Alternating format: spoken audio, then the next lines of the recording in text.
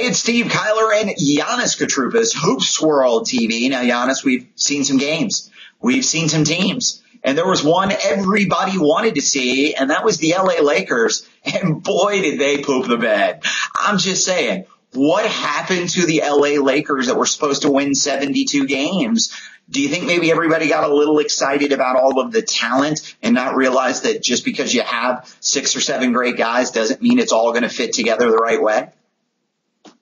Well, here's the thing. It's clear what they need to do. They need to fire Mike Brown. They need to bring Phil Jackson back, get the triangle going. That's what needs to happen. And, there's an inevitability to that one, too, isn't there?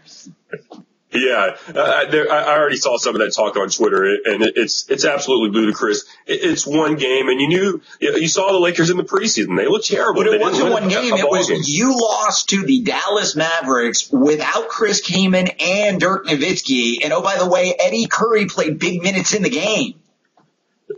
Yeah, he did play big minutes, and he was pretty effective on the offensive end. So obviously, it's not just the offense that's a problem for the Lakers, and there's so much talk about the Princeton offense and the hybrid version of it and whether or not it's the best fit for Steve Nash and Dwight Howard. On the defensive end, they left a little bit to be desired. But I think 2 key things are not being talked about. They shot under 20% from the three-point line on open good looks. If they just knocked down 5 or 6 more of those, this is a different ball game. And then at the free throw line, they were absolutely terrible. They were record-setting. When you bring Dwight Howard in, you have to expect that not only is he going to give you crap, it's going to affect everyone else on your team.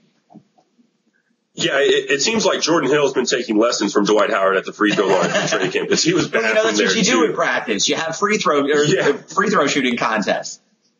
Yeah, it was rough last night for the Lakers. And, it's funny. I was talking with another member of the media about this. And it seems like now with how incredible the Miami Heat have become, people forget that major learning curve that they had at the beginning of the season 2 years ago when they first came together with the Big Three. They were playing 500 basketball 2 months into the season. So I think that there's a precedence to be set for this, that when you have a lot of talent, it doesn't necessarily mesh together very easily. It takes some time, especially when you're integrating a completely new system like Mike Brown is doing. So I expect the Lakers to continue to run into some speed bumps, but they're lucky. This is not a 66-game abbreviated season where they're not going to have time to practice. It's a full-length season, 82 games, plenty of practice time in between. And I think that we should obviously only expect for them to get better because you can't get much worse than playing that badly against a Mavericks team that was without 2 of their best players in Kaman and Dirk Nowitzki.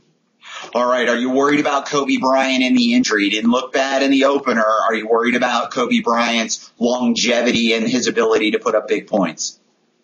Absolutely not. Reggie Miller made a really great point last night. Kobe Bryant at 85%. You take him over most shooting guards at 100%. He was pretty good last night. Didn't really look like a guy. 50% is better than most guards at 100%. You're right. He looked pretty good last night, and it was really efficient and seemed like he was pretty comfortable in this offense. It's different from what he's played in most of his career. And Kobe Bryant has historically been an incredibly quick healer and somebody who has a high threshold for pain. So I think that if you can look at a few bright spots from last night's game, Kobe Bryant's play is definitely one of them. So here's the fun, quirky stat for you, Giannis. No team in the modern era has ever won an NBA championship by losing their opener by more than 11. So that 3 from Pau Gasol basically saved the season.